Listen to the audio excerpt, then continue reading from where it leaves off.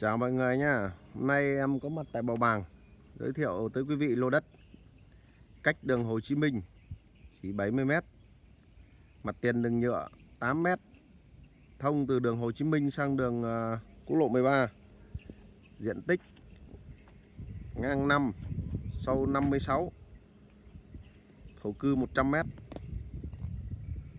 Và sổ thì em đang cầm trên tay đây. Đây là cuốn sổ.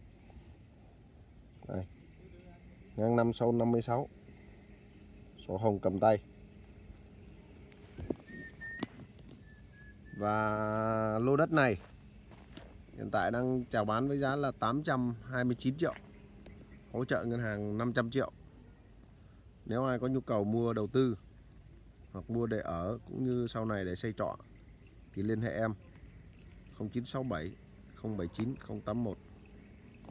Xin cảm ơn.